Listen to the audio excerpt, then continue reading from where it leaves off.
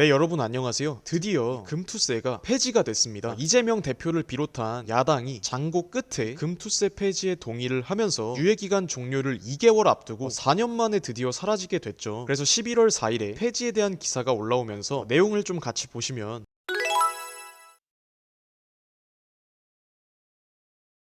더불어민주당은 4일 내년 도입 예정이었던 금융투자소득세, 즉 금투세를 폐지하는 것으로 결론을 내렸다. 민주당 이재명 대표는 이날 국회에서 열린 최고위원 회의에서 정부와 여당이 밀어붙이는 금투세 폐지에 동의를 하기로 했다고 밝혔습니다. 그래서 이재명 대표가 원칙과 가치에 따르면 고통이 수반이 되더라도 이론적이라는 얘기겠죠. 그러니까 이론적으로 이제 원칙과 가치에 따라서 금투세를 강행하는 것이 맞겠지만 현재 주식시장이 너무 어렵다고 하며 이런 결정을 했다. 금투세 폐지를 했다라는 기사가 나왔는데 지금 금투세에 대한 기사가 올라오면서 코스피 코스닥뿐만 아니라 국내 증시 전반에 탄력을 받으면서 강한 상승을 보여줬습니다. 네, 그럼 차트를 같이 한번 보시겠습니다. 지금 보고 계시는 게 코스피 차트인데 정확히 제가 말씀드렸던 11월 4일에 종합주가지수가 2% 가까이 이런 금투세 폐지에 대한 기사가 나오면서 정말 탄력적인 상승을 보여줬고, 그만큼 금투세가 우리 증시에 악재로 작용을 해왔기 때문에 그런 불확실성이 해소가 되면서 2% 가까이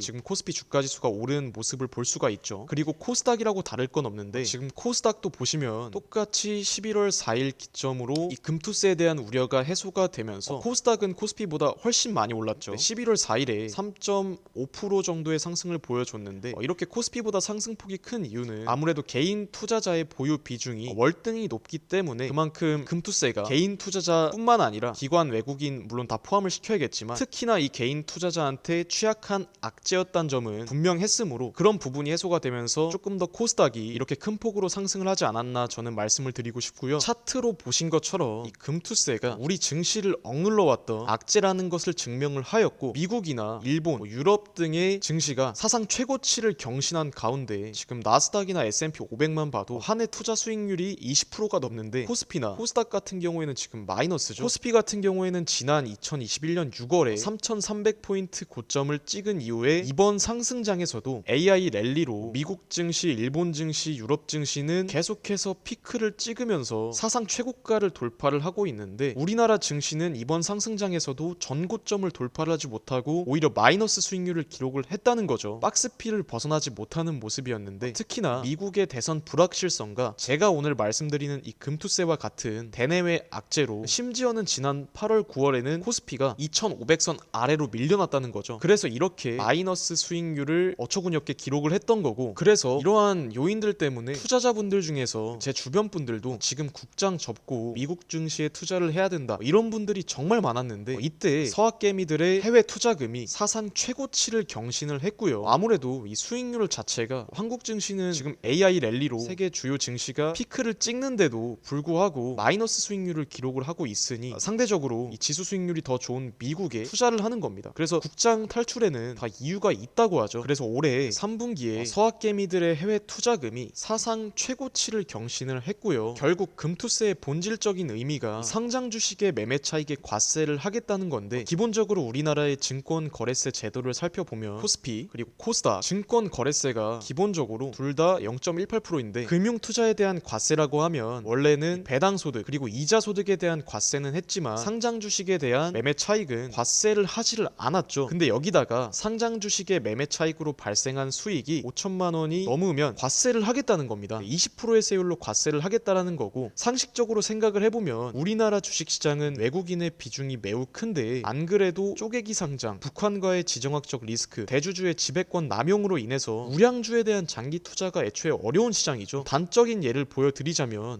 여기서 잠깐! 구독, 좋아요 꼭 해주실 거죠?